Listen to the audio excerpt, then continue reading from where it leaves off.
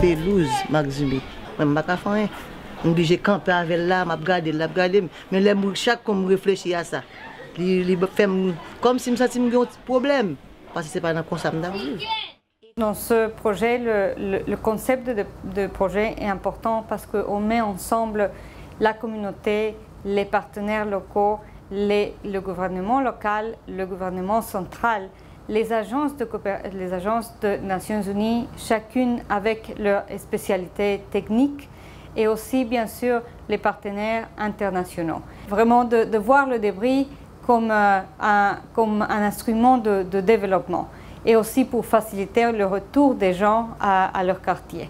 Les objectifs dans le cadre de ce projet de gestion des débris, c'est en fait d'organiser une gestion intelligente des débris qui puisse permettre de poser les bases d'une reconstruction et surtout d'une restructuration des quartiers informels dans le but d'améliorer les conditions de vie des populations sur ces quartiers. Le programme de gestion des débris, c'est un des prérequis, je veux dire, pour faciliter le retour des populations sur leur point d'origine. Le rôle de la mairie dans ce projet en particulier serait d'accompagner les instances gouvernementales qui sont impliquées, les organismes humanitaires aussi, de sorte que les vrais désirs de la population puissent passer.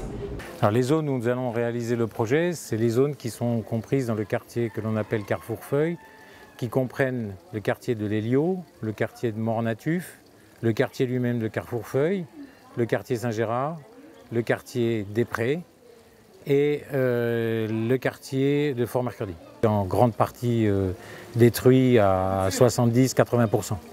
Bon, ici c'est Carrefour-Feuille. Bon, c'est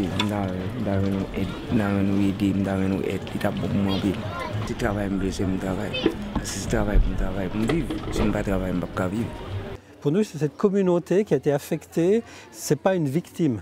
On veut la transformer en acteur du développement. Et rien ne se fera sans l'adhésion, sans la mobilisation des communautés. Pour nous, la gestion des débris, c'est un point d'entrée. Un point d'entrée pour mobiliser les populations sinistrées, leur donner des opportunités d'emploi, mais aussi des opportunités pour apprendre de nouveaux travaux. Donc quelqu'un qui n'était que porteur de débris, par exemple, il peut apprendre à superviser une équipe. Les débris peuvent être recyclés, disons environ 30% des débris, on estime que peuvent être recyclés pour produire des produits pour le secteur de la construction. Donc des adoquins, des briques, pour faire les crépissages, comme matériel pour les mortiers. Et donc ces produits auront un prix et donc peuvent être vendus. Lorsque nous avons mis en place le projet de gestion des débris, il fallait intervenir dans les quartiers qui avaient des spécificités propres, à savoir les quartiers qui sont les plus difficiles d'accès. Donc pourquoi les quartiers les plus difficiles d'accès? Simplement parce que dans ces quartiers-là, les gros engins ne peuvent pas forcément se déplacer d'une manière très facile. Donc l'idée c'est de pouvoir quand même permettre aux populations de réintégrer ces quartiers-là après qu'ils aient été nettoyés.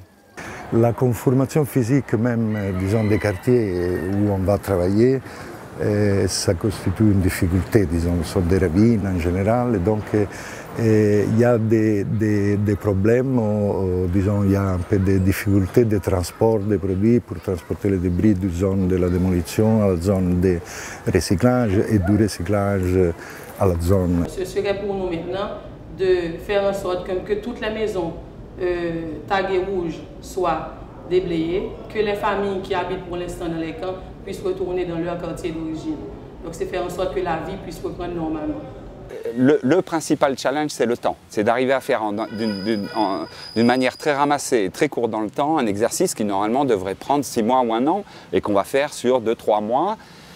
On arrivera certainement à une première esquisse de projet de quartier qui sera affinée après au cours du temps. L'idée aussi, c'est que ces quartiers qui ont été construits de manière anarchique puissent être maintenant construits avec des plans de construction, d'où l'importance que les populations auront à s'exprimer et à indiquer comment elles voient leur avenir dans ces quartiers-là. Très important, ce n'est pas simplement construire pour reconstruire, c'est créer des espaces de vie qui permettent de rendre la vie meilleure.